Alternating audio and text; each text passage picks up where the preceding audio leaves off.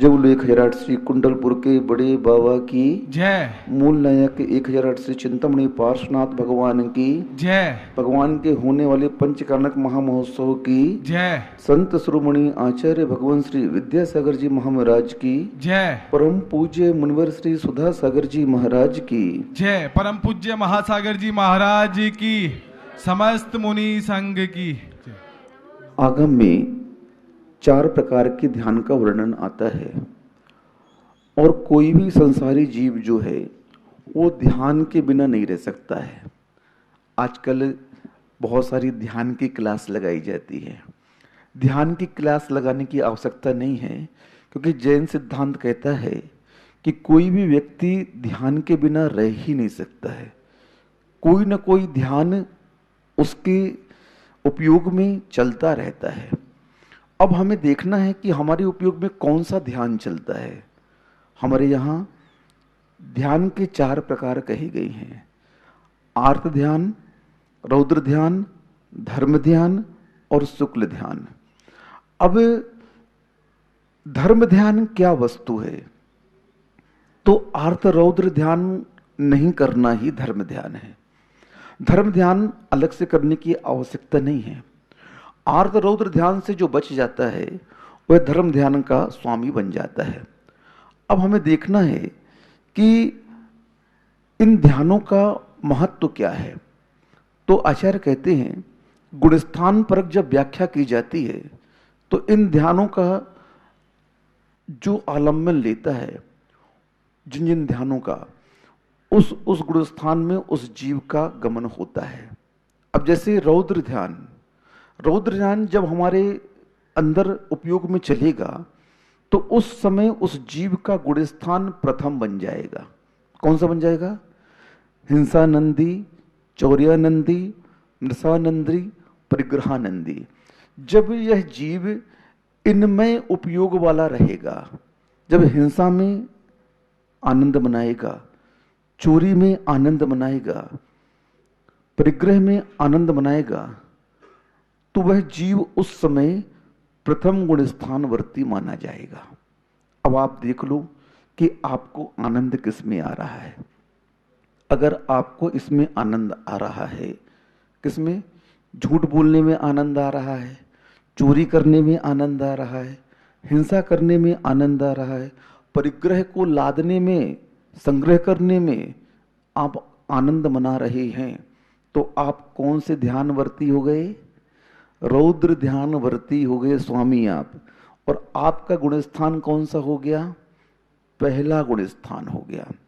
और आज इस ध्यान की बहुलता सभी तरफ देखी जा रही है।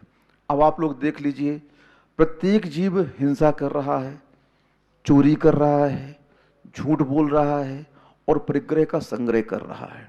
अब इस क्रिया में आप लिप्त हो तो आपका कल्याण कैसे हो सकता है, बताइए मुझे। क्योंकि प्रथम गुण स्थान मिथ्या दृष्टि का होता है और मिथ्या दृष्टि कभी भी मोक्ष मार्गी नहीं बन सकता।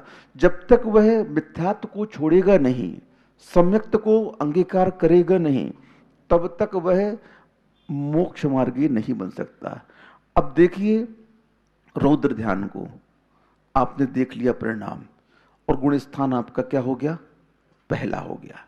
अब इसका प्रभाव से जीव नीचे की ओर ही गमन करेगा और इसके फल के रूप में कौन सी गतियां बनती हैं?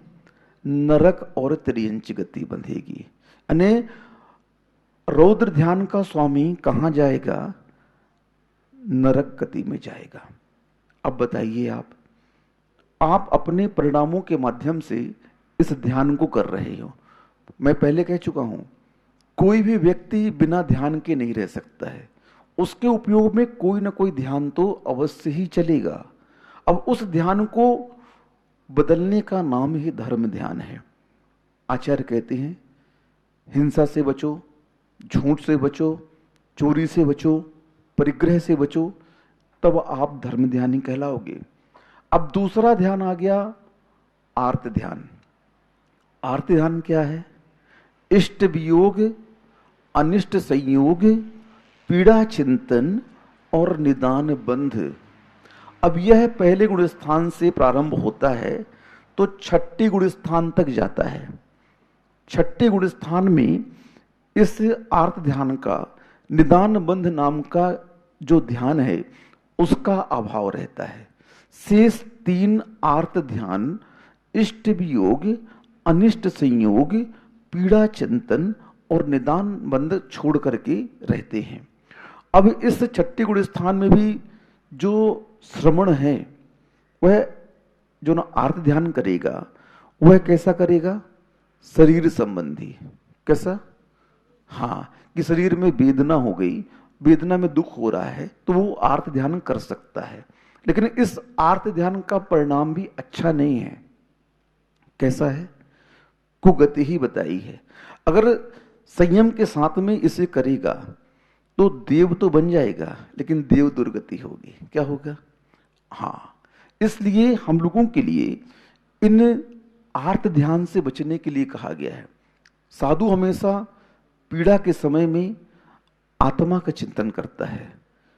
आचार्यों ने गाथा दी हम लोगों के लिए कि जब कभी भी वेदना आए, असाता का उदय आए, तब तुम इन कारिकाओं को ध्यान रखो।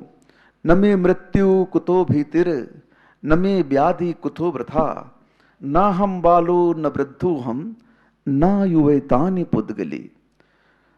मैं आत्मा हूं और आत्मा को कभी कोई मार नहीं सकता। आत्मा को कभी कोई रोग होता नहीं है। आत्मा ना बाल बनती है, न जवान बनती है और न बूढ़ी बनती है। आत्मा तो आत्मा ही रहती है। इसलिए मैं आत्म तत्व हूं और इस आत्म तत्व को कभी भी कोई रोग नहीं लग सकता। हमारे गुरुजी हमेशा हम लोगों को कहते हैं जब कभी भी हम लोगों को वेदना होती है, कोई रोग आदि होते हैं, तो आचार्य जी कहते हैं सुनो, मन भी नहीं लगाओ वहां पर। क्या नहीं लगाओ? वहां पर मन नहीं लगाओ। जितना मन लगाओगे वहां पर उतना आपका आर्त ध्यान हो जाएगा। और आर्त ध्यान होगा तो वेदना और बढ़ेगी। क्या बढ़ेगी? हाँ, दुख की ओर देखो तो दुख बढ़ेगा, वेदना की ओर देखो तो वेदना बढ़ेगा। इसलिए उस ओर देखो नहीं। हाँ, वर्णी जी को एक बार बहुत बड़ा फोड़ा हो गया पीठ पर और डॉक्टर ने बोला कि इस फोड़े को ऑपरेट करना पड़ेगा और इसको शून्य करना पड़ेगा और बोतल आदि लगानी पड़ेगी। बोले भैया हम तो साधु हो गए हैं, हम तो ये नहीं करवाएंगे। वर्णी जी ने स्पष्ट मना किया। बोले हाँ, एक काम कर सकते हो आप। हम जब सामायिक में बैठे, छुल्लक जी थे वर्णी जी, जब हम सामायिक में बैठे तो उस समय आप हमारे शरीर को छेड़ सकती हैं, क्योंकि उस समय सामायिक में हम शरीर से ऊपर उठ जाते हैं थोड़ा सा। कहाँ? अपनी आत्मा की ओर झुक जाते हैं। और जब हम उस तरफ झुक जाएंगे तो इस शरीर के साथ जो छेड़खानी आपको करनी है आप कर लेना। वर्णी जी सामायिक में गए, आत्मचिंतन में लीन हुए, गाथाओं का आलंबन लेकर के उन्होंने आत्म उपयोग को आत्मा में लगाया और डॉक्टर ने वहां पर ऑपरेशन कर दिया फोड़ा का, बिना किसी इंजेक्ट किए, ऐसे ही सीधे ऑपरेशन कर दिया। और वर्णी जी वहां पर शांत भाव से बैठे रहे। डॉक्टर बोले महाराज ये तो गजब हो गया, इतनी चीड़ फाड़ हम करते तो क्या होता? लोग चिल्लाते पेशेंट, लेकिन आप तो शांत भाव थे। बोले भैया ये तो धर्म का प्रभाव है। किसका प्रभाव है? हाँ, हम इस शरीर में हैं तो, लेकिन शरीर हमारा तो है नहीं, तो हम अपनी ओर आ गए, अपने घर में आ गए और हमें उस वेदना का आभास नहीं हुआ। देखो बड़े बड़े महाराज, प्रत्येक तीर्थंकर के काल में 10 अंतःकृत केवली होते हैं। कितने? जिनके ऊपर घोर उपसर्ग होता है। गजकुमार महाराज सिगड़ी जला दी, पांडव महाराज अग्नि के आभूषण पहना दिए तपे हुए, सुकौशल महाराज स्यालनी खा गई, सुकमाल महाराज स्यालनी खा रही है, उनको शेरनी खा गई। अब ऐसे उपसर्ग वाले महाराज होते हैं तो शरीर पर वेदना तो होगी।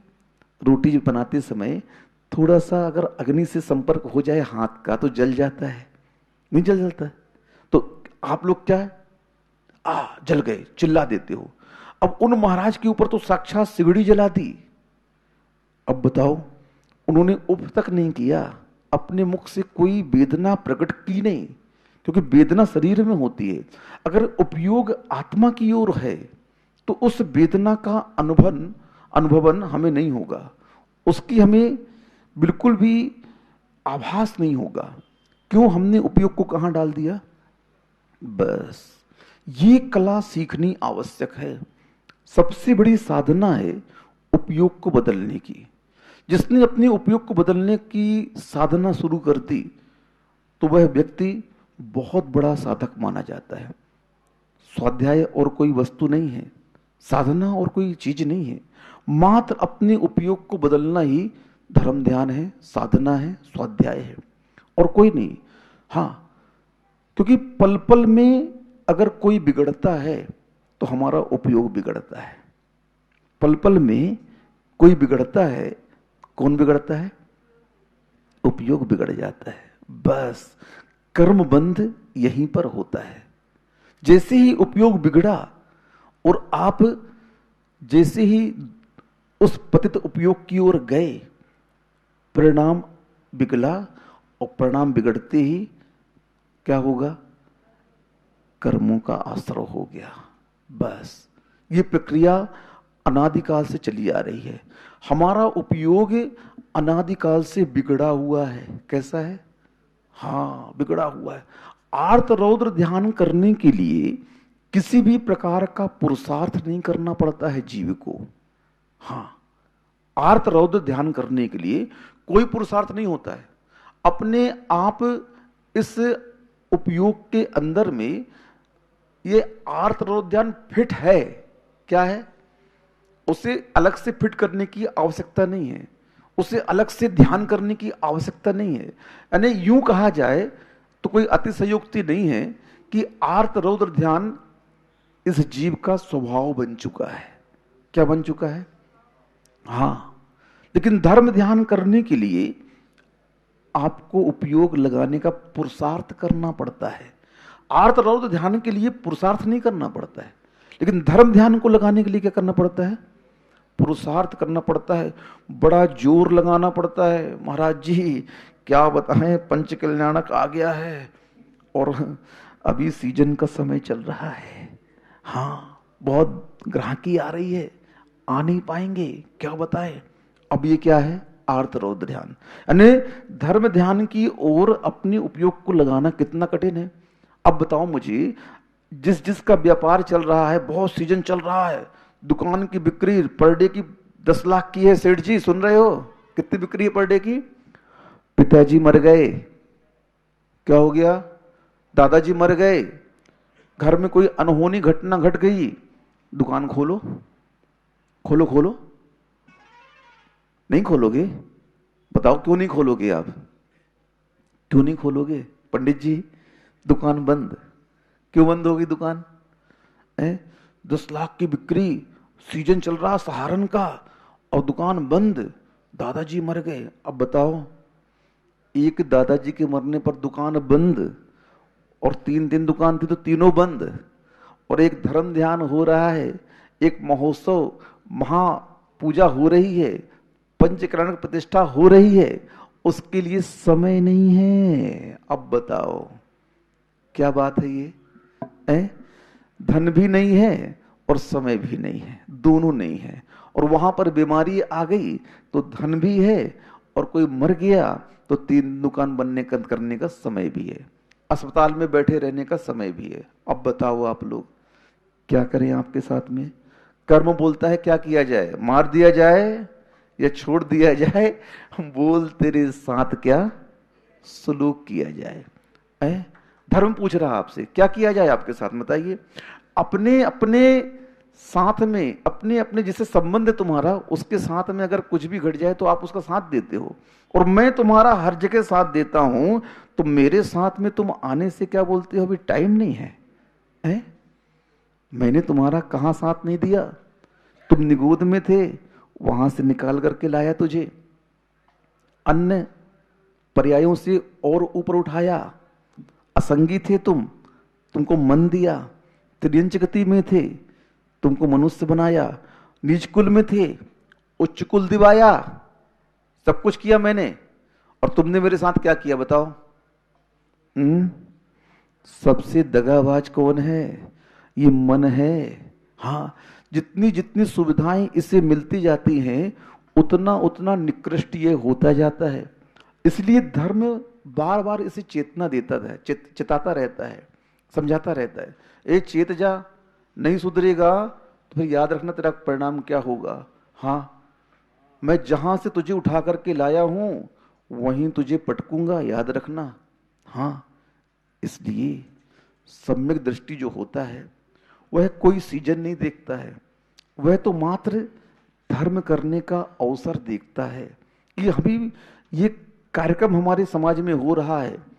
दुकान तो नौकर चला लेगा, घर में 4 मेंबर हैं तो एक भी अगर यहां बैठा रहेगा तो दुकान चलती रहेगी।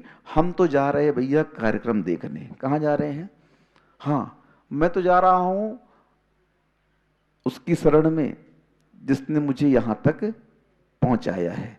अगर मैं उसके साथ उसके फंक्शन में नहीं जाऊं तो वह मुझे क्या करेगा? आपके बाई जी के यहां शादी है, चलो दूसरी बात ले लेते हैं, मरने की बात छोड़ो, शादी की बात ले लेते हैं। आपके ब्याई जी के यहाँ शादी है और ब्याई जी के निमंत्रण आया है और सहारन चल रहा है, तो क्या करोगे? नहीं जाओगे क्या संबंध में? बोलो, जाओगे कि नहीं जाओगे? हाँ महाराज, कैसे नहीं जाएंगे, जाना पड़ेगा। तो ब्याई जी क्या मान जाएंगे? बुरा मान जाएंगे। यही बात यहाँ पर है। यहाँ नहीं आओगे तो यहाँ के ब्याई जी भी क्या मानेंगे? बुरा मान जाएंगे और आपसे संबंध छोड़ देंगे। वो ब्याई जी संबंध छोड़ देंगे तो आपके एक रिश्तेदार छूटेंगे, और धर्म रूपी ब्याई जी अगर आपसे संबंध छोड़ देंगे ना तो गली गली के हो जाओगे। कहाँ के हो जाओगे? फिर से वहीं पहुंच जाओगे, बैक टू पवेलियन निगोद, त्रियंच गति। वहां नहीं गए तो उसी भाव में दरिद्र बन जाओगे, भिखारी बन जाओगे। पार्टी फेल क्या हो जाएगी? क्यों हो गई पार्टी फेल? क्यों हो गई भाई?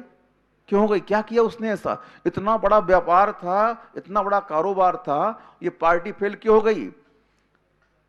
इसलिए हो गई कि इसने धर्म रूपी ब्याई जी को अनदेखा कर दिया। इनके यहां जब भी फंक्शन हुआ और इन्होंने बुलाया तो आप आए नहीं, इसलिए ब्याई जी नाराज हो गए। और जहां धर्म नाराज हो जाएगा वहां सब कुछ लुट जाएगा, सब कुछ बर्बाद हो जाएगा।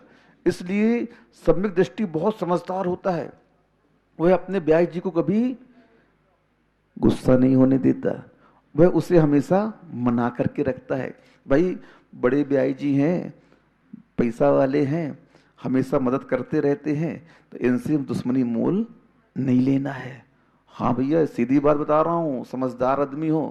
और समझदार को मैंने कल ही कहा था, परसों, इशारा काफी है। तो ये आर्त रौद्र ध्यान हमेशा स्वभाव बन गया है आत्मा का, चलता रहता है। अब आया धर्म ध्यान। कौन सा आया? धर्म ध्यान। 4 प्रकार के धर्म ध्यान होते हैं: आज्ञा विचय, विपाक विचय, अपाय विचय और संस्थान विचय। ये 4 प्रकार के धर्म ध्यान। अब देखिए, आप चौथे गुण स्थान में हैं तो चौथे गुण स्थान में मात्र एक धर्म ध्यान होता है। कितना होता है? अवृत सम्यक दृष्टि जो चौथा गुण स्थान है उसमें कितने धर्म ध्यान होते हैं? एक धर्म ध्यान सिद्धांत के अनुसार, उसका नाम है आज्ञा विचय धर्म ध्यान। यानी जो चतुर्थ गुण स्थान का स्वामी बनेगा सम्यक दृष्टि, वह नियम से चतुर्थ गुण स्थान का स्वामी कब बनेगा? जब वह आज्ञा विचय धर्म ध्यान को मानेगा। क्या करेगा?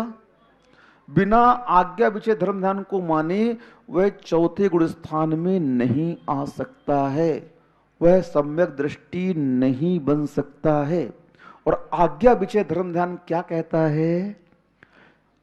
मैंने कल नहीं परसों कहा था, हम लोग उपदेश दे रहे हैं, ये आप बहुत अच्छा मानो, नहीं तो आगम हर जगह आज्ञा दे रहा है। क्या दे रहा है? आज्ञा दे रहा है। हाँ, जिनेन्द्र भगवान पूर्वाचार्य हर जगह आपको आज्ञा दे रहे हैं। इसलिए धर्म ध्यान में पहला धर्म ध्यान क्या रखा? आज्ञा विचय धर्म ध्यान। यानी जिनेन्द्र भगवान की आज्ञा है, हे श्रवण तुझे आगम की आज्ञा है, तू 28 मूल गुण का पालन कर, तब तू क्या कहलाएगा? श्रमण कहलाएगा, तब तू अरहत पद को प्राप्त करेगा।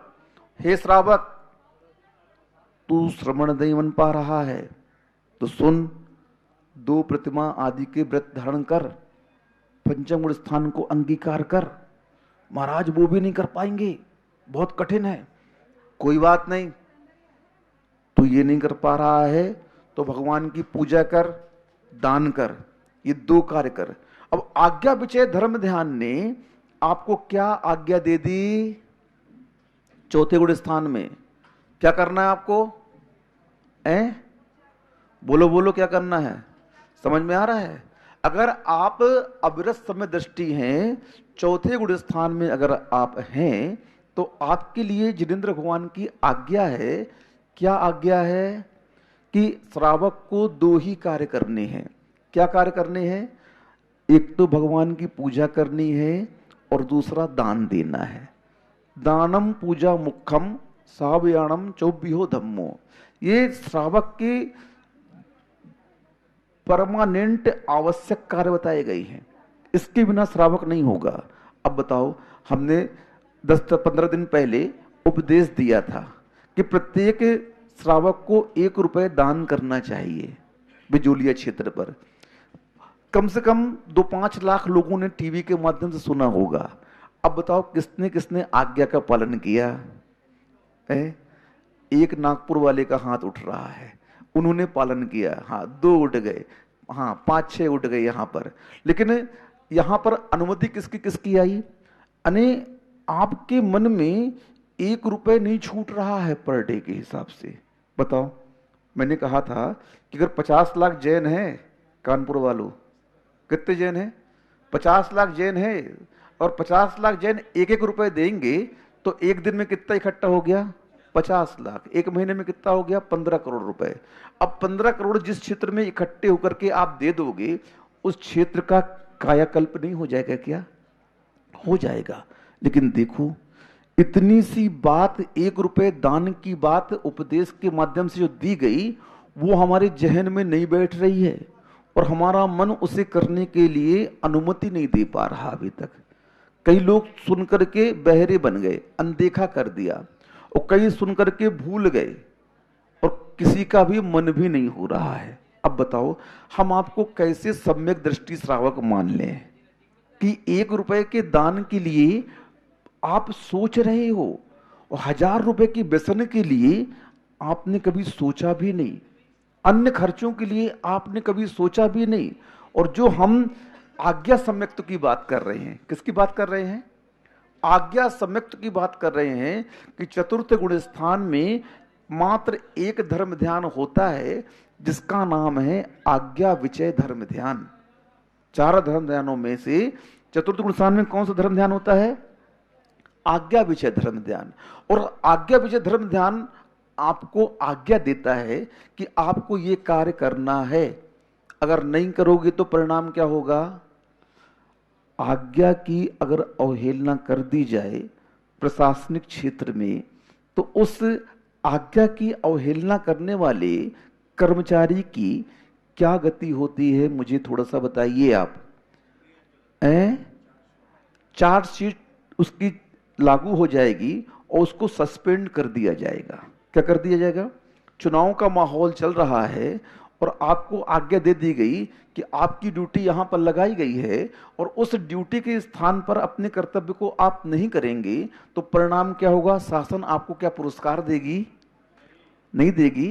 क्या करेगा शासन आपके साथ में? तो जिन शासन की भी यही बात है, सरकार का शासन जो आपके साथ पनिशमेंट करेगा, तो जिन शासन का कर्म भी आपको क्या करेगा? पनिशमेंट करेगा, सजा देगा कि तुमने जिन आज्ञा का पालन नहीं किया, इसलिए तुम्हें नीचे गुण स्थान में फेंका जाता है।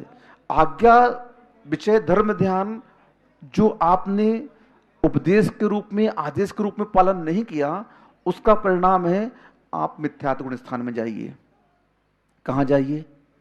नीचे गुण स्थान में जाइए आप। क्योंकि आपने जो कर्तव्य आपके लिए सौंपा गया, जो ड्यूटी आपके लिए दी गई, उस ड्यूटी को आपने पूरी तरह से पालन नहीं किया है। इसलिए बताए सजा के तौर पर तुम्हें क्या दिया जाता है? मिथ्या दृष्टि घोषित किया जाता है। सबसे बड़ा जैन धर्म में सबसे निकृष्ट शब्द है क्या? मिथ्या दृष्टि। यानी जैन धर्म की गाली कह लो, एक तरह से क्या कह लो? जैन धर्म की गाली कह लो, मिथ्या दृष्टि। तो मिथ्या दृष्टि हम कब बने? जब हमने आज्ञा विजय धर्म ध्यान का उल्लंघन किया। जिनेंद्र भगवान की जो आज्ञा थी, उस आज्ञा की हमने अवहेलना की, तब आप जाकर के क्या हो गए? मिथ्यात्व गुण स्थान में आ गए। इसीलिए चौथे गुण स्थान में मात्र एक ही धर्म ध्यान है, जिसका नाम है आज्ञा विचय धर्म ध्यान। अगर आप जिनेंद्र भगवान की आज्ञा का पालन नहीं करते हैं, उसका उल्लंघन करते हैं, उनके आदेश की अवहेलना करते हैं, तो आपको पुनः नीचे के गुण स्थान में जाना पड़ेगा। और नीचे के गुण स्थान का फल क्या है? नियम से नरक और निगोद है, त्रियंच गति है, और उसका फल आपको भोगना ही पड़ेगा। इसलिए समझदारी किसमें है? जिनेंद्र भगवान की आज्ञा का पालन करने में ही समझदारी है। आर्त ध्यान और रौद्र ध्यान को छोड़ने में ही समझदारी है। हाँ, उसके बिना धर्म ध्यान बन नहीं सकता है। बिना आर्त और रौद्र ध्यान को छोड़े धर्म ध्यान की स्थापना जीवन में नहीं हो सकती है। और आज्ञा को अगर हम नहीं मानेंगे, तो जो सलूक कर्मचारी के साथ शासन करता है, वही सलूक धर्म आपके साथ करेगा। इसलिए आदेश की अवहेलना न की जाए, आदेश का पालन किया जाए। और जो आदेश का पालन करता है, नियम से उसका प्रमोशन होता है। प्रमोशन चाहते हो तो आदेश का पालन करो, और डिमोशन चाहते हो एज यू लाइक, जो करना है करो। परम पूज्य मुनिवर श्री सुधा सागर जी महाराज की। यदि हमने अपनी शक्ति का मूल्यांकन अच्छी तरह कर लिया और कहीं हमारे अंदर ऐसी शक्ति पाई गई कि हमारे लिए पर के आलम्बन की जरूरत नहीं पड़ेगी, तो समझ लेना जितनी अपने पास शक्ति है, इससे ज़्यादा दुनिया के पास नहीं है। जो दुनिया के पास है वह अपने पास भी है, जो अपने पास है वो दुनिया के पास भी है। प्रकृति माँ कभी किसी से पक्षपात नहीं करती। माता पिता जो होते हैं वो सबको बराबर रूप से अपना हिस्सा देते हैं।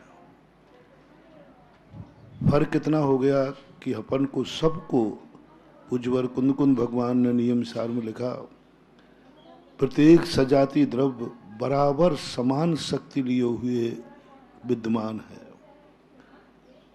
अपन सबको वही हिस्सा मिला था जो सिद्ध भगवान के पास है। फर्क ये हुआ कि सिद्ध भगवान ने, उन महान आत्माओं ने जो माता पिता से हिस्सा मिला था, उसका अच्छी तरह उपयोग किया, विकास किया, और उसको इतना बढ़ाया कि प्रकट कर लिया। और अपन लोग वो उड़ाऊ खाऊ रहे, जो शक्तियां हिस्सा मिला था उसको उड़ाने खाने में लगा दिया और कर्जे में और चले गए। अपन सबके ऊपर कर्जा है। कर्जा जिससे लिया जाता है वो हमें जैसा नचाता है हम नाचते हैं। हम इतने कर्जे में चले गए कि कर्मों के अधीन हो गए। अब कर्म हमें जैसा नचाता है वैसा हम नाचते हैं। और यदि हम, जैसे हमें अपने आप में शक्तियां मिली थी, यदि हम वस्तुतः सदुपयोग करते तो आज भी अपन भगवान के साथ में सिद्धालय में विराजमान थे। लेकिन अपन इंद्रियों के गुलाम, अय्यासी में इतना ज़्यादा बर्बाद कर दिया कि आज हमारी जो शक्तियाँ थीं वो पता ही नहीं चलती कि मेरे पास कोई शक्ति है भी कि नहीं है। पग पग पर हम पराधीन होते जा रहे हैं। हमारा सुख पराधीन, हमारी हंसी पराधीन, हमारा सब कुछ कर्म के अधीन। आज की पोजीशन में अपन सब बैठे हैं ना, अपने हाथ में कुछ भी नहीं है, कुछ भी नहीं। जब कभी चिंतन करता हूँ तो एक भय की लहर दौड़ जाती है कि आज अपने हाथ में कुछ भी नहीं है। मतलब ये कर्म हमें 1 सेकंड के अंदर हमारी सारी हैकड़ी निकाल सकता है। कुछ भी नहीं, जो भी चाहे हम और आप हैं। इतना ज्यादा हम कर्जे में दब गए हैं, इतने ज्यादा हम कर्म की गिरफ्त में आ गए हैं कि वो हमें 1 सेकंड में सब कुछ कर सकता है। थोड़ा ही सा मस्तिष्क बिगड़ जाएगा, अपन कामों में चले जाएंगे, ब्रेन हेमरेज हो जाएगा, विक्षिप्त हो जाएंगे, सब रखा रह जाएगा। काय का श्रावक, काय का मुनि, काय का क्या, कुछ नहीं है। मैंने ऐसे ऐसे लोगों को देखा है, कुछ नहीं कर पा रहे।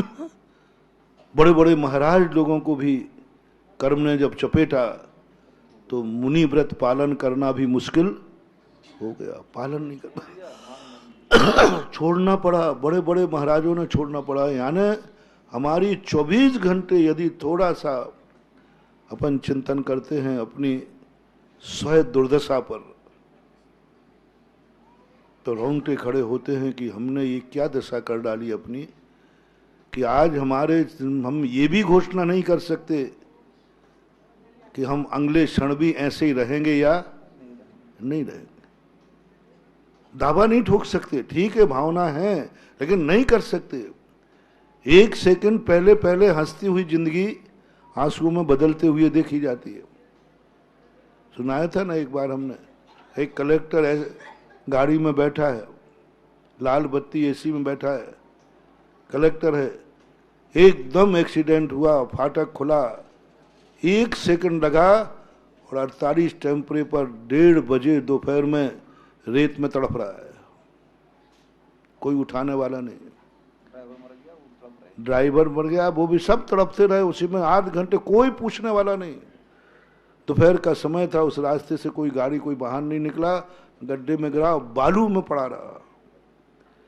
1 सेकंड पहले कलेक्टर का एसी में बैठा, दूसरे क्षण वो दशा कि ऐसे किसी मजदूर की भी, मजदूर कम से कम पेड़ की छाया में तो कुछ भी हो सकता है।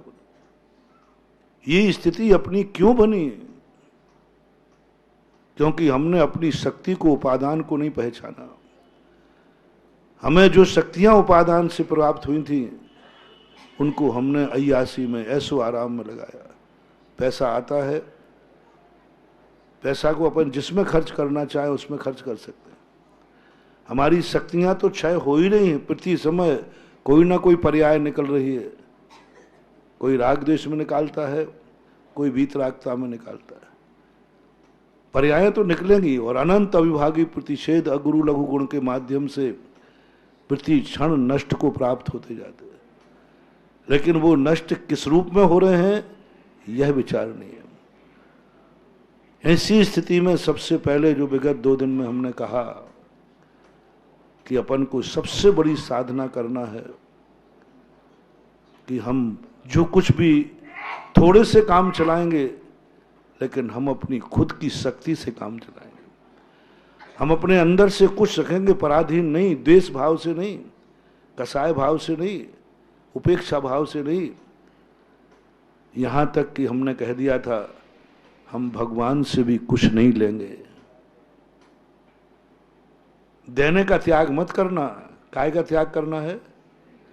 देने का त्याग किया तो वहां जाओगे जहां भी महाराज भेज रहे थे, सीधे नीचे जाओगे। देने का त्याग नहीं करना, नहीं तो तुम बनिया हो। महाराज जी देने का त्याग कराओ तो देखो कितने लोग नियम लेते। आप कराओ महाराज जी कि आज के बाद कोई किसी को कुछ नहीं देगा, तो सब हाँ महाराज नहीं देंगे, काय को देंगे अपन? नहीं, देने का त्याग नहीं करना। लेने का त्याग करना। हम भगवान से भी कुछ नहीं लेंगे और भगवान को हम सदा देते रहेंगे। बस समझ लेना तुम्हारा भंडारा अब खुलने वाला है, तुम्हारा अनंत भंडारा खुलने वाला है, अक्षय निधियां खुलने वाली हैं। अक्षय निधियां किनको प्रकट होती हैं? अपार धन दौलत जिनके यहां उबलती हैं निधियां, 24 घंटे हाथों से उड़ीते तो भी उनकी आमदनी खत्म नहीं होती। चक्रवर्ती को ऐसी कैसी निधियां प्रकट हो जाती है? क्या कारण होगा? कमाना ही नहीं पड़ता फिर भी आ रहा है उनका। कुछ नहीं बंधुओं, पूर्व भाव में चक्रवर्ती ने नियम लिया था, हम देंगे लेंगे नहीं, बस इतना सा बात, कुछ नहीं। किमिक्षक वरदान के बोर्ड लगा दिए, किमिक्षक दान के बोर्ड लगा दिए, हम देंगे जिंदगी में, लेंगे नहीं, किसी से नहीं लेंगे कुछ। दूंगा भगवान से नहीं, भगवान को दूंगा, लूंगा नहीं भगवान से। भगवान देंगे भी तो नहीं। इसलिए भारतीय संस्कृति में खासतौर से जैनी लोग भगवान के सामने यूं नहीं जाते, यूं जाते हैं, भगवान मुझे कुछ नहीं चाहिए। और ये इतनी बड़ी साधना है महानुभाव, बड़ी थोड़ी सी बात है। यदि अपन इसको छोटा छोटा शुरुआत करें, भगवान से शुरुआत करें, भगवान बस नियम लेता हूं, तेरे दरवाजे जब भी आऊंगा कुछ कर देने आऊंगा, कभी लेने नहीं आऊंगा। बहुत साहस की बात है। और वो भी मैं कौन से दरवाजे में कह रहा हूं? कोई अड़ोसी पड़ोसी का कहो तो फिर भी तुम नियम ले लो, महाराज नहीं जाऊंगा, हम भी कोई कम पानीदार थोड़ी है। लेकिन भगवान का दरवाजे पे मना करना महाराज जी हिम्मत नहीं हो रही, क्योंकि भगवान के यहां तो मांगना ही पड़ेगा। नहीं, साहस करो, देखो क्या शक्ति आती है। एक अंदर का विल पावर जागेगा, ऐसी शक्ति जागेगी कि तुम्हारी शक्तियां भी भगवान अनंत अनंत भाव तक देगा तो भी वो शक्ति नहीं दे पाएगा जो अपने अंदर प्रकट हो जाएगी तो कभी खाली नहीं होगी। भगवान क्या दे पाएगा? कुछ नहीं दे पाता, और वो देता भी नहीं है। लेकिन अपन ने नियम ले लिया तो फिर अपनी शक्ति जागती है। ऐसे मैंने गुरु का कहा था। और सबसे बड़ा काम तो तुम भगवान का भी त्याग कर लोगे कि हम भगवान से कुछ नहीं मांगेंगे। लेकिन एक नियम जो दिया था वो बहुत बहुत कठिन है कि मैं नियम लेता हूं, अपने बड़े पैर पे खड़े होने के बाद मम्मी पापा की वसीयत को मैं हाथ नहीं लगाऊंगा, उनसे मांगूंगा नहीं, उनके चाहूंगा नहीं, मैं बड़ों को दूंगा। देना तो सही, ध्यान रखना, नहीं तो तुम कहो कि मारे मैं आज से अलग हुए जा, तो नहीं। मम्मी पापा को जिंदगी भर कमा के देना, लेकिन कभी उनकी कमाई को छूना मत। हमारे प्रवचन थोड़े होते ही उल्टे हैं। लोग कहते महाराज बाप की कमाई तो अपनी कमाई है। नहीं नहीं, वो खतरनाक है। हम उन भक्तों के लिए गारंटी लेते हैं कि उनकी जिंदगी में कभी दरिद्रता नहीं आएगी, इस भाव में नहीं, जन्मांतरों में, जिन्होंने बिना कसाय भाव के कहा कि भगवान पिताजी, गुरुदेव, मैं अपने पिता की कमाई को अपनी जिंदगी में कभी उपयोग में नहीं लूंगा, उनकी कमाई को छूंगा नहीं, पर तुम्हारी कमाई, मेरी कमाई सदा पिताजी के चरणों में समर्पित रहेगी। मैं पिताजी को दूंगा, पिताजी से लूंगा नहीं। और ये सब तरफ से लेना। और जो लिया है, थोड़ा सा और ज्यादा कह दूं, अब आ गया तो कहूंगा तो सही। और यदि नंबर 1 पर डिस्टेंशन लाना है तो जैसे ही तुम बड़े पैर पे खड़े हो जाओ तो 20-25 साल तक जो पिता की कमाई तुमने खाई है, पढ़ाई में लगाई है, खर्चे में लगाई है, उसको ईमानदारी से लिखकर मैं ब्याज के कमा करके पिताजी के चरणों में यदि समर्पित कर सको तो बेटा फिर मैं तुम्हारी जिंदगी की गारंटी लेता हूं कि तुम चक्रवर्ती बनोगे और एक दिन तीर्थंकर जैसे पद को भी प्राप्त होंगे। तुम्हारे जन्म पर रत्नों की वृष्टि होगी, 15 महीने रत्नों की वृष्टि होगी, क्योंकि तुमने कहा कि नहीं, मैंने मजबूरी में अज्ञान दशा में अपने पूज्य पुरुषों की संपत्ति का उपयोग किया है, मैं सारी पिताजी को चरणों में रखूंगा, गुस्से में नहीं, क्रोध में नहीं, विनय भाव से। पिताजी, मैं आपका बेटा हूं, क्या आप मुझे चक्रवर्ती पद पर देखना चाहते हैं? क्या आप मुझे धन धान से परिपूर्ण देखना चाहते हैं? तो पिताजी कहे हाँ। तो पिताजी, आज के बाद तो तेरी संपत्ति लूंगा ही नहीं, और अभी तक जो मैंने अज्ञानता बस ली है वो मैं ब्याज के तेरे चरणों में समर्पित करता हूं। बाप की संपत्ति सावधानी से लौटाना, नहीं तो थप्पड़ खा के आओगे। हाँ, मैं क्या करूंगा इसका? बोले बस पिताजी, ये संपत्ति मैंने कमाई है और इसको आप अपने द्वारा तपोदय तीर्थ क्षेत्र में घोषणा करो कि इस संपत्ति से मैं मंदिर बनाऊंगा जो मेरे लिए तुमने कमा के खिलाई। तुमने मेरे लिए पाप किया, मेरे लिए 25 साल तक पाप कर करके मेरे लिए कमाई, मैं क्या दे पाऊंगा तुम्हें? मेरे लिए कमाते तुम जिंदगी भर मर जाना, तुम्हारे खाते में पुण्य का लकीर लिखने वाली नहीं है। मैं चाहता हूं कि तुमने जो मेरे लिए कमाई है, इस कमाई से जिनेन्द्र देव का मंदिर बनाओ। हर बेटा यदि अपने पिता को 25 साल में जो खर्च पिताजी ने किया है वो लौटा देवे, और वो ही पिताजी मंदिरों को दान दे देवे, तो बोलो हमारे तीर्थ क्षेत्रों के मंदिर काय के बन जाएंगे? सोने के मंदिर बन जाएंगे। महाराज जी बड़े परेशान है हम भी परेशान है।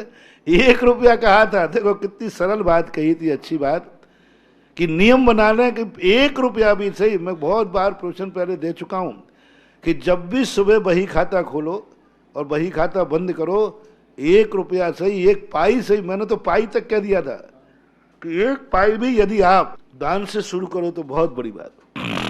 और हर बेटा भारत का एक ही बात कहे, पिताजी मैंने 25 साल तुमने जो किया वो सब वापस तेरे, और तेरे द्वारा मंदिर में कर दो, अस्पताल बना दो, विद्यालय खोल दो, गौशाला खोल दो, दान बहुत सारे हैं। क्योंकि मेरे लिए देने से बाप बेटे को कितनी भी संपत्ति छोड़ जाए वो पुण्य के खाते में नहीं जाती है। और अपने पिता को पापी बना के भेजोगे? अपना पिता तुम्हारी जिंदगी भर तुम्हारे लिए पाप करता गया और पापी बनकर के मर गया।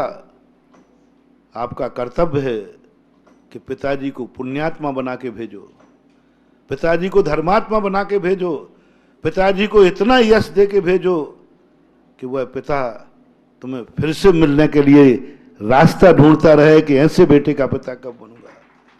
और वो जब ही बनेगा, ये 2 बातें जो मैंने कही, पहली तो हम आज के बाद तेरे पाए आपकी संपत्ति लेंगे नहीं, जो आपने कमाया है उससे पुण्य कमाइए, और जो आपने मेरे निमित्त से खर्च किया है वो भी मैं ब्याज के तुम्हें दूंगा।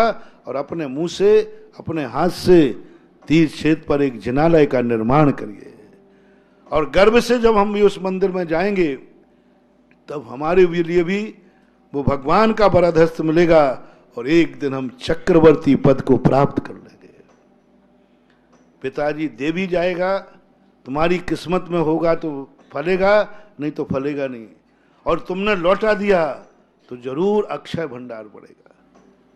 ये बातें तो मात हमने कही हैं, लेकिन ये बातें कोई मानने वाला, कोई नियम नहीं लेने वाला कि हम पिताजी की संपत्ति नहीं छुएंगे।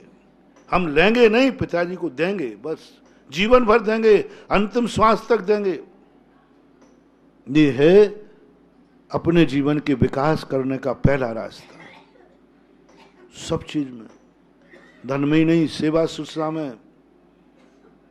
परसों नर्स ने बताया था, बड़े होने के बाद अपनी सेवा माँ बाप से नहीं कराना, अपने कपड़े धो के माँ बाप से नहीं धुलाना।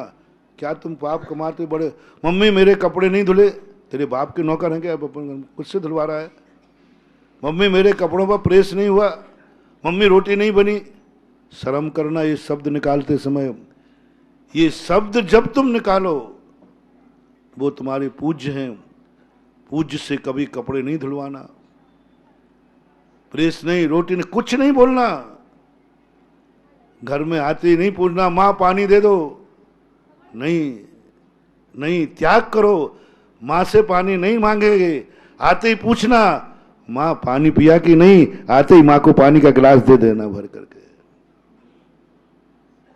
99% जिंदगी भर माँ बाप से सेवा कहलाते।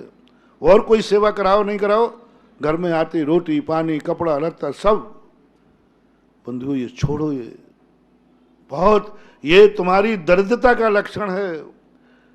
जो बड़े होने के बाद अपने बड़ों से सेवा कराता है, समझ लेना तुम्हारी जिंदगी में एक दिन ऐसे आएंगे कि तुम्हें नौकरी करके पेट भरना पड़ेगा। जितने नौकर हैं ना, इनने सब ने माँ बाप से सेवा कराई है। माँ बाप से बड़े होने के बाद कपड़े धुलाए, माँ बाप बेचारे जिंदगी भर तुम्हारे लिए करते रहे। यदि मेरा सेठ बनना है तो शादी के बाद तो नियम ही ले लेना कि तुम्हारी किसी भी कार्य की सेवा माँ नहीं करेगी। गंदे कपड़े पहन लेना, लेकिन माँ से मत धुलवाना, क्योंकि माँ पूजनी है। पूज्य पुरुषों से अपनी सेवा नहीं कराई जाती, नहीं कराई जाती। ये अमीरी बनने का, सेठ बनने का लक्षण है। यदि इतने पे नहीं चले तो कल जो अपन ने कहा था कि दूसरा कारण बनाओ, कम से कम इतना तो नियम ले लेना कि माँ से पिता से मांगना नहीं, भगवान से गुरु से मांगना नहीं।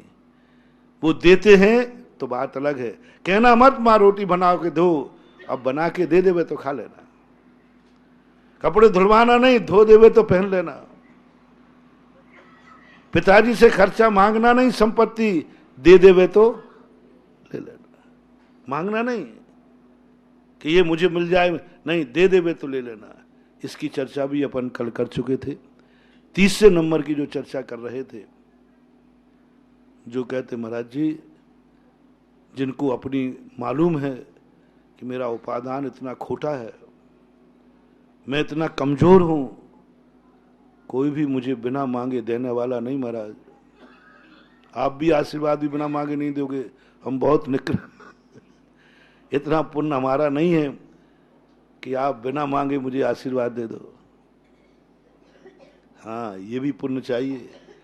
कई लोगों को पुण्य होता है जिनको बिना मांगे मिलता है, और कई लोगों का पुण्यहीन होता है, मांगे से भी नहीं मिलता है। ऐसे संसारी देख रहे।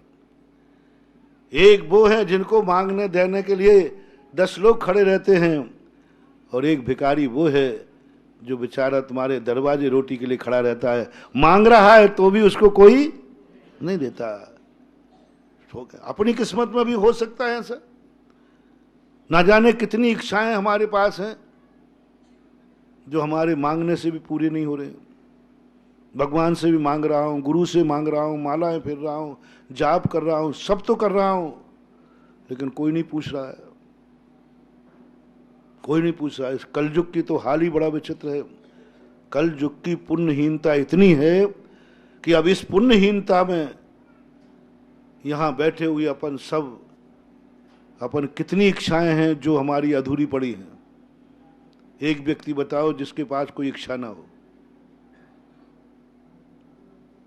कोई ना कोई इच्छा होगी, और चाहे भी रहे हो, मांग भी रहे हैं, लेकिन कोई देने वाला नहीं है। मुझे ही ले लो। मेरी एक इच्छा है भगवान बनने की। खूब भगवान से गिड़गिड़ाता हूं, सुनवाई नहीं। छायक सम्यक दर्शन चाहिए मुझे। भगवान से कहता हूं, भगवान एक गलती हो गई कि मैं पंचम काल में जन्म हुआ, कान पकड़ता हूं, क्षमा मांगता हूं, जो कहो वो करो, बस मुझे छायक सम्यक दर्शन दे दो। कोई सुनवाई नहीं है। क्या पुण्यहीन लेकर आया हूं। यानी उपादान इतना खोटा कर लिया कि आज सम्यक दर्शन चाहता हूं तो भी मिलने वाला, आज मोक्ष जाना चाहता हूं तो मिलने वाला, आज तपस्या करना चाहता हूं तो करने की शक्ति नहीं, सब तरफ से। अब क्या करें? आप लोगों की स्थिति जीवन में है ऐसी। महाराज आप बिना मांगे कर रहे हैं, यहां तो मांगे से नहीं दे रहा है बाप। ऐसे बेटे हैं कि नहीं जिनकी ये शिकायत होगी, महाराज जी मांगे से भी नहीं दिया, बाप ने कोर्ट केस करना पड़ा। तो भी बाप ने कहा बेटा कोर्ट केस कर ले, जेल चले जाऊंगा, तुझे तो नहीं दूंगा। ऐसे पिता होंगे दुनिया में कि नहीं? होंगे होंगे होंगे। यानी उपादान इतना खोटा, इतना खोटा, घर में रोटी मांगने से भी नहीं मिल रही है। कभी देखना तुम्हारी पुण्यहीनता की, घर में जाके देखना माँ और पत्नी से, कभी कभी होगा ऐसा, मुझे बहुत भूख लगी, रोटी चाहिए, आवाज आएगी, ज्यादा मत चिल्लाओ, उठा के खा लो। देखना बदनसीब। यानी मांगने से क्या जवाब आया? ज्यादा मत चिल्लाओ, उठा के खा लो, पानी पीना भर के पी लो, लाट साहब नहीं हो। दो हाथ दिए और माँ और हो गई तो वो चार सुनाएगी। पत्नी क्या सुनाती है मुझे पता नहीं है। माँ तो डांट देगी, तू क्यों चिल्ला रहा है, क्या हाथ नहीं तेरे पास, उठा के पी ले। इतने बदकिस्मती हैं कि मांगने पर भी कोई अपन को पूछने वाला नहीं है। बहुत बार आप लोग ऐसे उपादान जिनके खोटे हैं, जिनको मालूम है कि मैं बहुत बदकिस्मती हूं, बिना मांगे भी हमें मिलने वाला नहीं, मांगने से भी नहीं मिलेगा, उन तीसरे नंबर लोगों के लिए आती है अब आपने अशुभ को ही शुभ में बदलो, सगुन करो, मुहूर्त देखो, मंगलाचरण करो, अभी भगवान का नाम लो, सब चीजें अब देखो, तिथि मुहूर्त, क्योंकि अपना पुण्य तो है नहीं, जो है इसी को सगुन करना है। इन्हीं के लिए अब सगुन करना है। शुभ मुहूर्त में कार्य करो, भगवान का नाम लेके कार्य करो, क्योंकि अपना पुण्य तो है नहीं। पुण्यहीनों के लिए ये सब पूजा पाठ मंदिर आदि सब उन्हीं के लिए है। उन्हीं के लिए अपन को कहना पड़ता है सगुन करना है। सुबह उठ करके पुण्यवान को भगवान का नाम नहीं लेना पड़ता है, पुण्यहीन को सुबह उठ करके भगवान का नाम लेना है, जिससे दिन भर अच्छा निकल जाए। और ऐसे पुण्यहीनों को सावधान रखना है कि हमें कौन सा कार्य किस समय करना। 3 दिन पहले जो अपनी मूल चर्चा चल रही थी, प्रातः काल उठते समय आप पुण्यहीन हैं, सगुन मत बिगाड़ना, सगुन मत बिगाड़ना। सूर्य उदय से होते समय क्रोध नहीं करना, सूर्य उदय होते कोई पाप मत करना, क्योंकि अपनी जिंदगी वैसे ही काली है और मुहूर्त को भी हमने काला कर दिया तो सब कुछ हो जाएगा। प्रसंग आया था वहां, घर से निकलते समय तुम पुण्यवान नहीं हो, जीवनदर जैसे पुण्यवान नहीं हो तुम, कि घर से निकलोगे तो रास्ते में तुम्हारे लिए हंडे पे हंडे मिलेंगे। जीवनदर घर से भागा, हंडे पर हंडे मिले। तुम यदि घर से भागोगे तो ध्यान रखना बंबई की होटल में कब बसीद होगे। हाँ, इससे ज्यादा कुछ नहीं मिला, डंडे और मिलेंगे, कोई पुलिस वाला पकड़ लेगा कहाँ से आए। हाँ, उनको हंडे मिले। ऐसे पुण्यात्मा जी थे। रामचंद्र जी वनवास चले गए, रास्ते में देखो उनको क्या ठाट रहे, जहां देखो वहीं वैभव मिलता है। जीवनधर का तो गजब ये भाग के गया था, और इसलिए मात भागा वो कि मैं खुद अपना पुण्य देखता हूं, इतना पुण्य जहां जाए वहीं पुण्य। ऐसा पुण्य आपका हमारा नहीं है महानुभाव। भागते समय, सोचते समय, घर से जाते समय नहीं है तुम्हारा पुण्य कि तुम घर से बाहर निकलोगे, लोग तुम्हारे लिए हाथ पलक पावड़े बिछाए होंगे, फूल बिछाए होंगे। नहीं,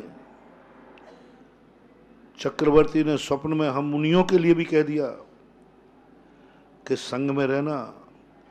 कुंद भगवान तो ये कहते हैं, यदि इतना पुण्य किसी का नहीं हो तो मेरा दुश्मन भी हो तो भी अकेला विहार न करे, ऐसा अष्टपावण में शायद कोई गाता है।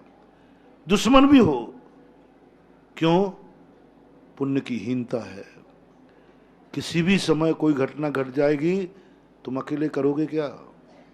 और घट सकती है, समाधि लेने की ताकत नहीं है। पंचम काल में एक स्वप्न देखा था, शेर झुंड में रह रहे हैं, तो उन्होंने इसका संकेत क्या दिया ऋषभदेव ने? पंचम काल में साधु अपनी साधना जब ही कर पाएगा जब संग में रहेगा।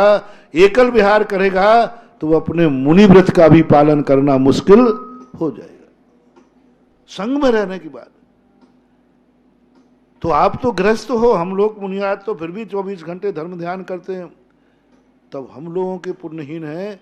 तो आपको जब घर से बाहर निकलना है, हर व्यक्ति अपने आप को पुण्यहीन मान के निकले। कुछ भी घटना घट सकती है, लौट के आ भी सकूं या नहीं आ सकूं, इसलिए निकलते समय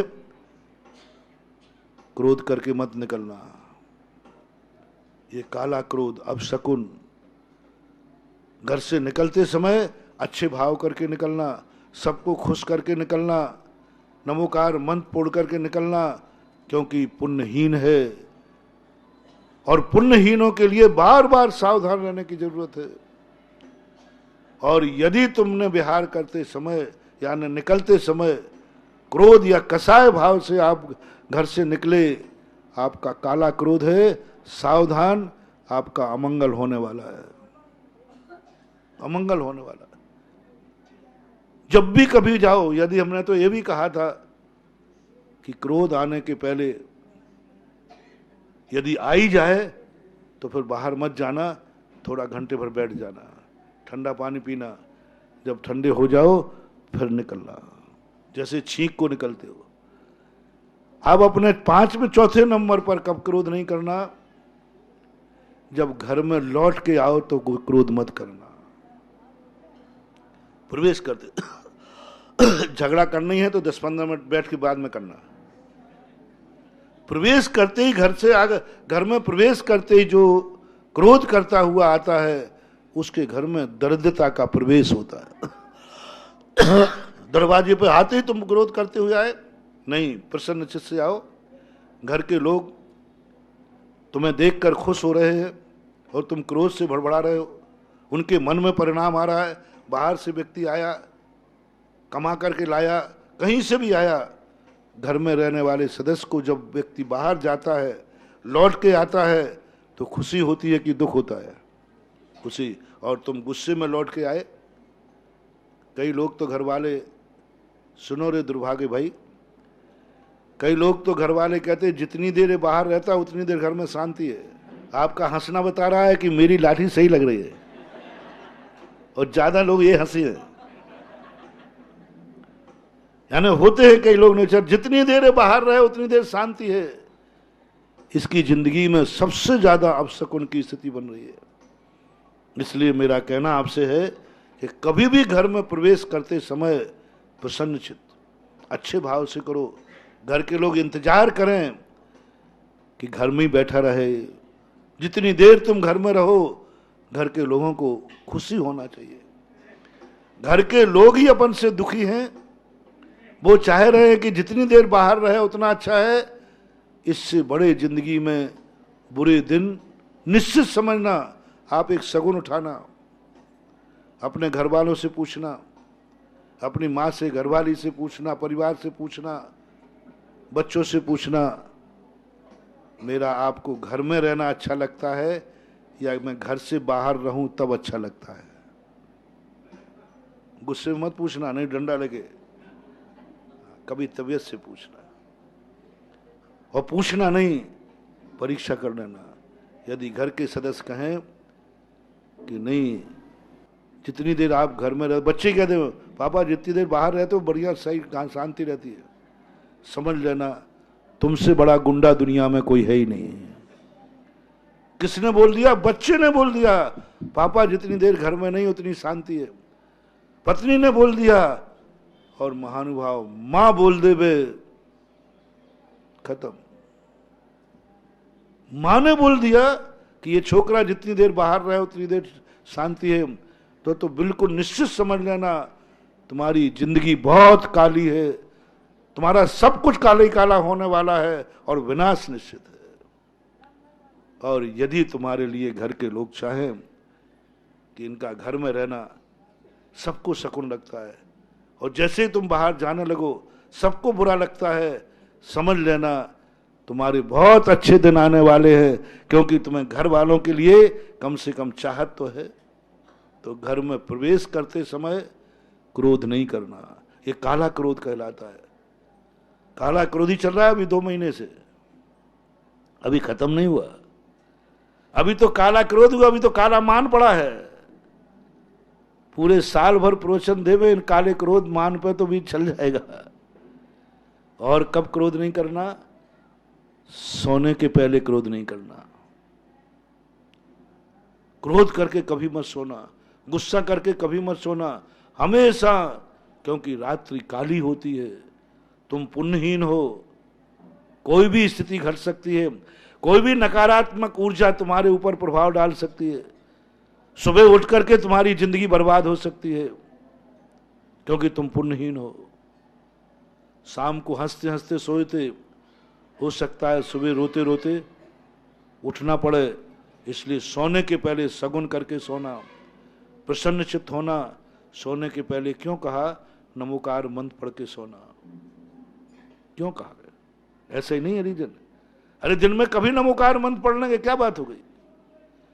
9 बार नमोकार मंत्र पढ़ना है, कभी भी पढ़ लेंगे? नहीं, सोने के पहले पढ़ना है।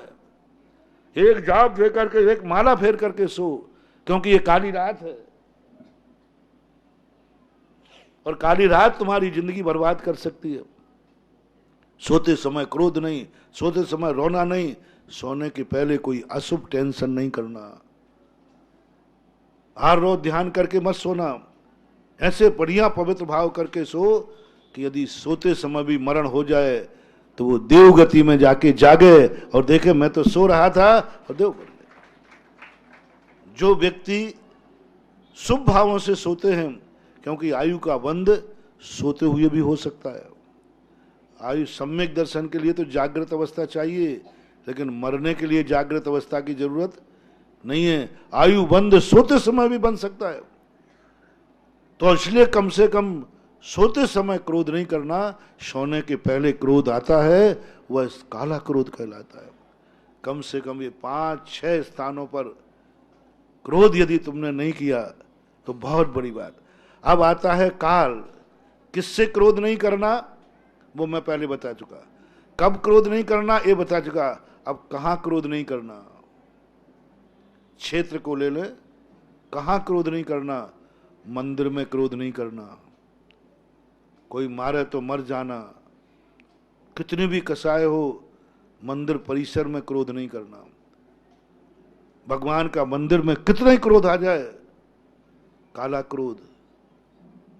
देव शास्त्र गुरु से क्रोध नहीं करना, क्योंकि वहां मंदिर बैठे, ये धर्म का क्षेत्र है, मंदिर का क्षेत्र है, मंदिर में क्रोध नहीं करना।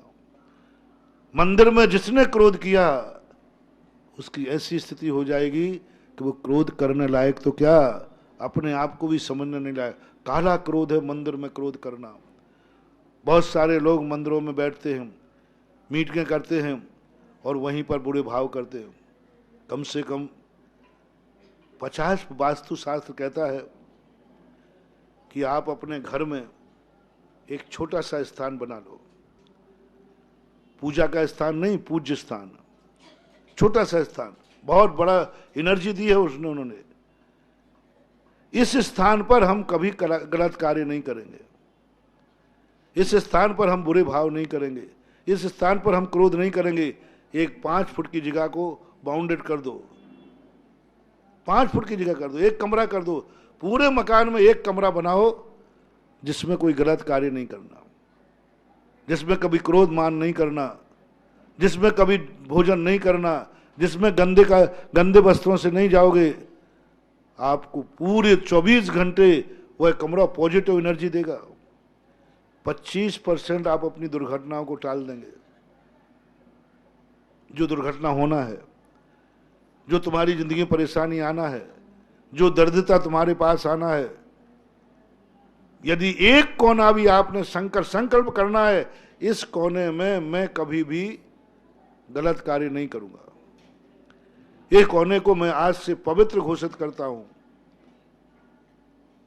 आप देख रहे हो उस कोने में 6 महीने के बाद आप संकल्प कर लेना। जब भी आप किसी विपदा में पड़े, संकट में पड़े, वहां जाकर बैठ करके 9 बार नमोकार मंत्र पढ़ लेना, आपको समस्या का समाधान मिलेगा, क्योंकि वो आपने संकल्प कर लिया। नगर में, मंदिर में, पूरे नगर आपके लिए, पाप के लिए खुला है, राग द्वेष के लिए खुला है। जो कुछ भी आप करते हैं, कम से कम एक नियम ले लो, मैं मंदिर के अंदर कसाय भाव नहीं करूंगा। 50 फुट का तो बकस दो, 50 फुट में तो अपने मन को पवित्र रखो। इस 50 फुट के अंदर मैं कभी भी कोई कसाय भाव, कोई गलत भाव, कोई परिणाम नहीं करूंगा। वो मंदिर आपकी जिंदगी की ऐसी रक्षा करेगा, कहीं भी आप रहोगे मंदिर आपके साथ चलेगा, पॉजिटिव ऊर्जा आपके साथ चलेगी, क्योंकि आपने एक नियम लिया, हे भगवान मैं पापी हूं, हे भगवान मैं पापी हूं, कोई पाप नहीं छोड़ सकता हूं, लेकिन इतना नियम लेता हूं कि तेरे दरवाजे तो पाप नहीं करूंगा, बस इतना ही काफी है। इस 50 फुट मंदिर नहीं करूंगा। वास्तु ने इतना बड़ा, जब मैंने इसको पढ़ा, फिर मैंने शास्त्रों को भी खोजा कि ये मंदिर अकेले बनाए क्यों जाते हैं। यानी उन पापियों के लिए जो तीसरे नंबर के पापी हैं, जो पाप छोड़ नहीं सकते, पाप से रहित नहीं हो सकते, उनसे कहा कोई बात नहीं, इस मंदिर को बकस दो आप। मंदिर में कभी हम पाप नहीं करेंगे, मंदिर में हम कभी राग द्वेष नहीं करेंगे, मंदिर में हम कभी कसाय भाव नहीं करेंगे, क्योंकि ये मंदिर भगवान के लिए बना है और भगवान का मंदिर है और सामने भगवान बैठा है।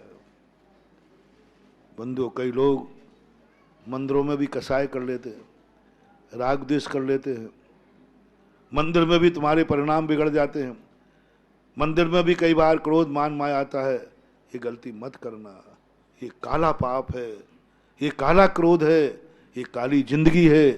इस कालिमा को कोई नहीं धो पाएगा, कोई नहीं धो पाएगा। तो क्षेत्र में कम से कम धार्मिक क्षेत्र हो, उस क्षेत्र पर कभी पाप नहीं करना। दूसरा, क्रोध आवे तो कभी स्मशान में क्रोध मत करना, कभी भी जहां मुर्दे जलते हैं वहां क्रोध मत करना। और यदि तुम्हारी महानता हो तो जहां पर अस्पताल हो, जहां पर मरीज रो रहे हो, जहां आंसू बह रहे हो, जहां दुख की कहार हो, वहां पर क्रोध मत करना, क्योंकि सारा घर रो रहा है, सारे अस्पताल में दुखी लोग भरे हैं, वहां पर क्रोध नहीं करना। तो ये क्षेत्र की अपेक्षा से क्रोध हमने तो ऐसा कर लिया, जहां चाहे वहां क्रोध करते। कुछ तो सीमा बदलो। नगर में ऐसा कौन सा स्थान है जिसमें तुमने संकल्प किया यहां मैं कोई पाप नहीं करूंगा? फिर थोड़ा सा बड़ा हो जाओ तो प्रांत में एक स्थान चयन करो। फिर भारत में यदि आपका व्यापार चलता है तो भारत में एक स्थान तय करो जहां पर तुम पाप नहीं करोगे, क्रोध नहीं करोगे। आपको अपनी जिंदगी अपने घर तक रखना है या घर से बाहर भी? आप अपनी जिंदगी घर तक सीमित रखना चाहते हो, घर से बाहर भी? यदि आपकी घर की जिंदगी चल जाए तो कोई आपत्ति नहीं। तो मैंने घर में जिंदगी सकुल चाहिए है तो एक आले को पवित्र कर लेना। यदि पूरे नगर में चाहिए है तो एक मंदिर का नियम ले लेना। नगर से बाहर भी आपका धंधा चलता है कि नगर से काम चल जाता है?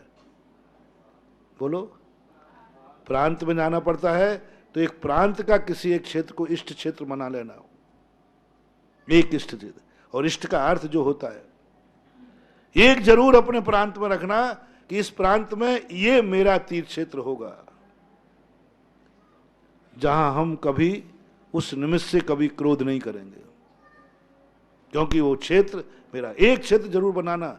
जिनके पास क्षेत्र नहीं हो वे दूर का बना लें।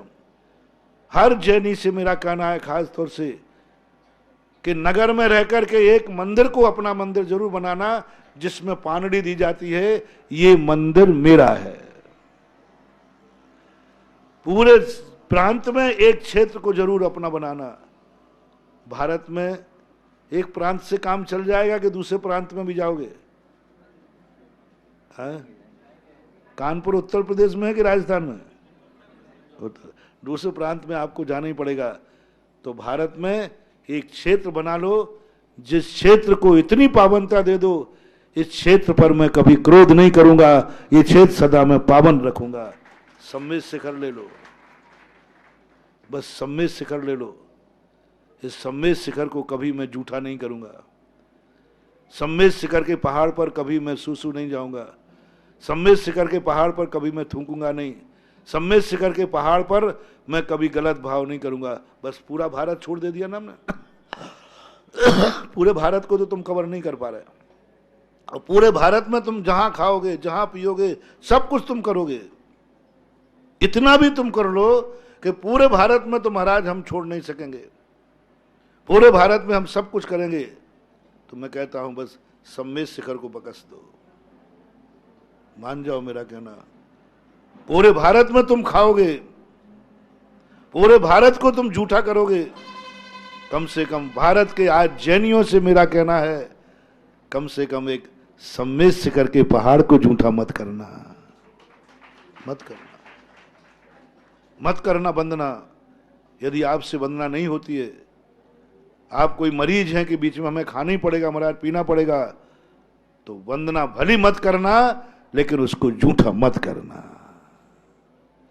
सम्मेद शिखर के पहाड़ पर पानी नहीं पीऊंगा, सम्मेद शिखर के पहाड़ पर भोजन नहीं करूंगा, रास्ते में नींबू की शिकंजी ने कुछ भी हो जाए, महाराज जी नहीं चले तो वंदना मत करो, मैं तुम्हें गारंटी लेता हूं। इस भाव से यदि तुमने वंदना छोड़ दी तो वंदना छोड़ने में कोई दोष नहीं है, लेकिन खा पी करके वंदना करना तो तुम्हारी ऐसी दशा बनेगी, ऐसा निधत्न का चितकर्म बंधेगा। कर्म कहेगा रे दुष्ट, तूने सारी पृथ्वी झूठी की, इसको झूठा कर दिया, जा तुझे इतनी भूख लगेगी कि 3 लोग का नाज भी खा जाए तो भी तुझे एक दाना खाने को नहीं मिलेगा, क्योंकि तूने एक बार सम्मेद शिखर पर खाया था, सिद्ध क्षेत्र पर खाया था। वंदना छोड़ दो, कोई जरूरत नहीं है वंदना को जाना, यहीं से देख लो, वीडियो बनवा लो, पिक्चर में देख लेना, वीडियो बना लो, पिक्चर दिखवा लेना, लेकिन सम्मेद शिखर के पहाड़ को अपावन मत करना महानुभाव। मुझे बहुत तकलीफ है, इसलिए नहीं कि पावन क्षेत्र अपावन हो रहा है, इसलिए कि तुम्हारी क्या दशा होगी। जो जो खा के आए, खा लिया हो तो प्रायश्चित कर लेना, और भविष्य में सारे भारत के लोगों को मेरा ये संदेश है, सिद्ध क्षेत्र को झूठा मत करो, बर्बाद हो जाओगे, खाने लायक ही नहीं रहोगे तुम। ऐसी बीमारी हो जाएगी कि मुंह से एक दाना भी नहीं जाएगा, क्योंकि तुमने पवित्र क्षेत्र को, मंदिर को कभी खाना नहीं। सम्मेद शिखर की पहाड़ की बात कर रहा हूं, उसके लिए जो सब लोगों के लिए कहना है। आज तो क्या क्या हो गया, पहाड़ों पर क्या क्या नहीं मिल रहा है, रेस्टोरेंट खुल गए। मत करो महानुभाव, बहुत करुणा दया करके कह रहा हूं, बहुत करुणा दया करके। यहां तक मैंने कह दिया कि वंदना नहीं बने तो मत करना। मुझे पूज्य गुरुदेव का दिन याद आता है, जब 1983 में हम लोगों ने वंदना की, आचार्य ने कहा कमंडल नीचे रख दो। हम लोगों ने कहा महाराज जी यदि बीच में जरूरत पड़ गई तो, बोले इसलिए तो रखवा रहा हूं, इसलिए तो रखवा रहा हूं, कमंडल रखेगा नहीं तुम लघु संज्ञा जाओगे नहीं, और कमंडल रहा तो भाव आ सकता है। पहाड़ पे चढ़ते ही कहा देखो यहाँ का कण कण सिद्ध क्षेत्र है, एक एक कण से भगवान मोक्ष गए, थूकना भी नहीं। उन्होंने कहा कफ आए तो निकल जाना अंदर, सर्दी जुकाम हो तो वंदना मत करना, लेकिन पहाड़ के ऊपर थूकना मत। गजब बड़े, अब जो चीज, अब पसीना तो अपने आप आएगा, वो तो अपने हाथ में है नहीं, लेकिन नहीं करना। पूरा छेद, वो टोंके तो मात्र निमित्त हैं, इसका कणकण पवित्र है। 8 दिन में 9 वंदनाएं की थी और 9 वंदनाओं को पूरा संघ 6:45 बजे चढ़ता था और 12:15 बजे समोषण मंदिर के पास आके नीचे शुद्धि को जाता था। बोलो मान, चाहते तो हम लोग ऊपर ही रुक जाते। लोगों ने कहा था महाराज जी आप रोज को प्रतिदिन आते हो जाते हो, हम लोग चौके वहीं डाक बंगला में लगा लेंगे। आचार्य ने कहा नहीं, सारी दुनिया में खाना है, खाना छोड़ नहीं सकता तो कोई बात नहीं, लेकिन इतना निकृष्ट नहीं हो कि सम्मेद से करके पहाड़ पर भी खाना करो, मत करना महानुभाव। और इतना बढ़िया आचार्य ने संदेश दिया और हम लोगों को भी आज भी गर्व से भाव आता है। मैंने सम्मेद शिखर की वंदना की कि मैंने वहां पर ना तो लघु संज्ञा गया, ना थूका, ना कुछ किया। और आप लोगों को देख करके आज जो दशा सुन रहा हूं, उस समय तो नहीं था। 1983 में तो रास्ते में पानी भी नहीं मिलता था। मां शीतल नाले के यहाँ लड्डू मिलते थे, उकावली मिलती थी। जब लौट के आते थे, हमारे समय की बात कर रहा हूँ 1983 की, 83 के समय लौट के जब आते थे, वो भी जाते समय नहीं मिलेगा, लौट के आते थे, तब वहां पर किसी सेठ की तरफ से दिया जाता था। उसके ऊपर कहीं पानी का कुछ भी नहीं मिला, कहीं भी पूरे क्षेत्र में नहीं था। बताते उसके बाद तो ऐसी हालत हो रही है, बताते कि रास्ते कदम कदम पर हो गए। मत करो महानुभाव, कम से कम पूरे मुल्क में, पूरे देश में एक सम्मेद शिखर को बचने दो।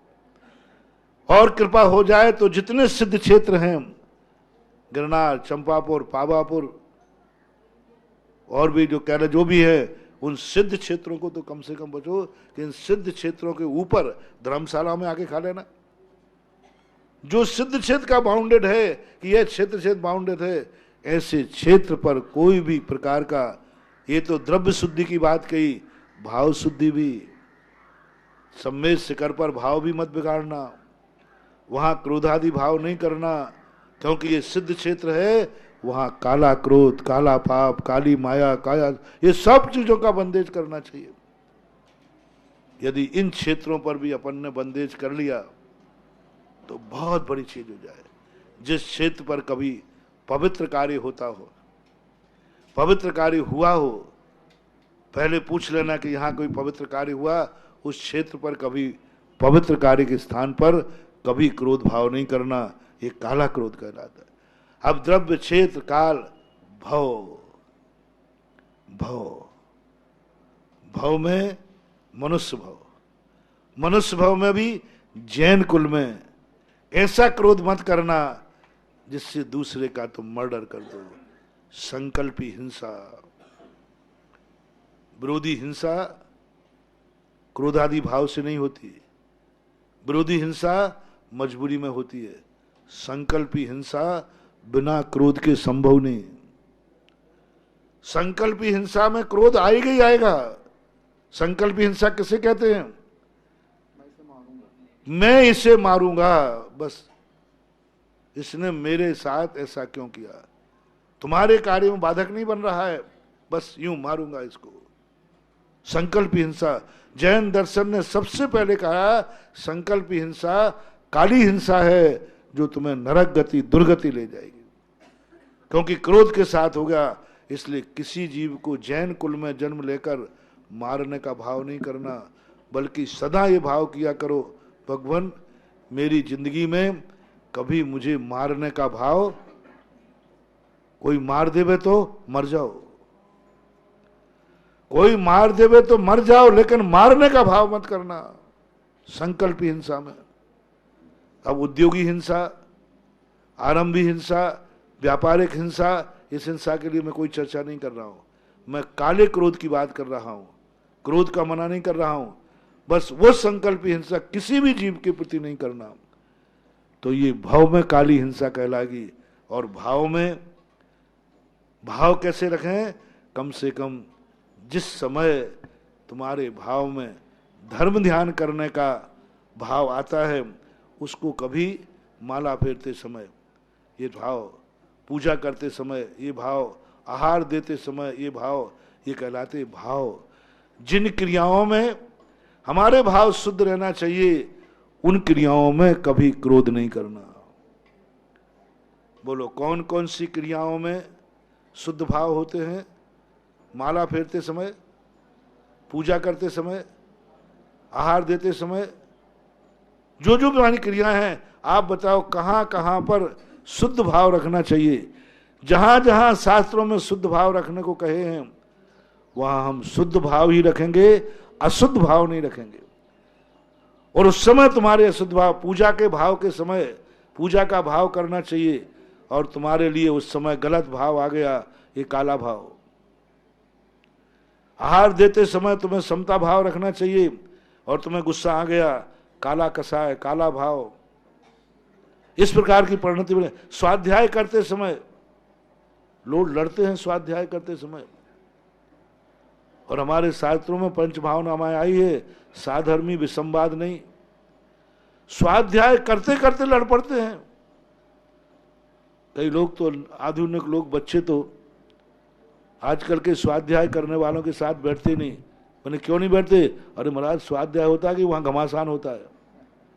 लड़ते, ऐसे लड़ते हैं, कसाएं हो जाती हैं।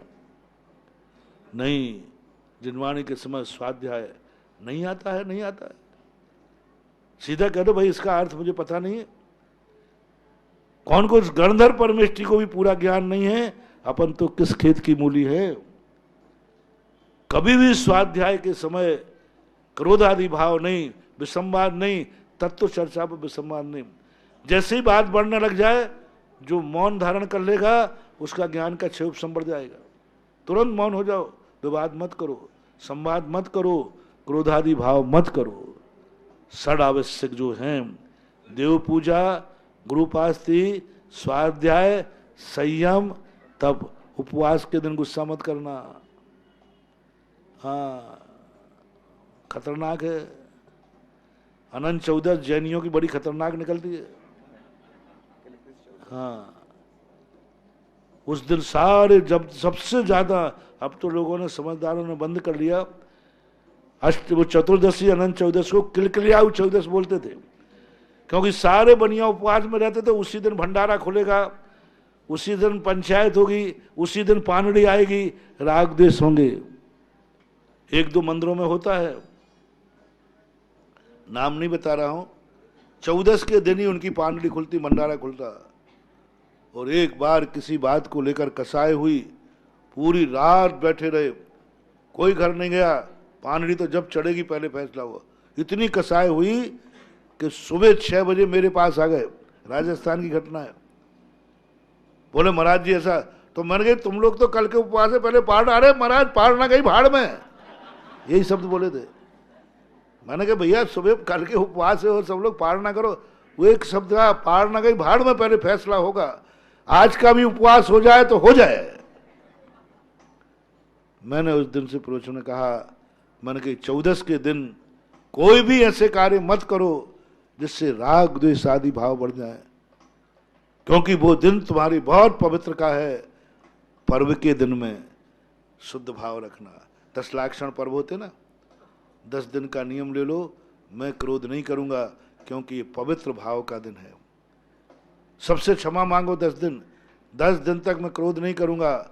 और यदि हो जाए अष्टमी 14 के दिन, पहले के लोग अष्टमी 14 के दिन घर में नहीं रहते थे, दुकान पर नहीं बैठते थे, क्योंकि गुस्सा आ सकता है, क्योंकि गृहस्थी है तुम्हारी।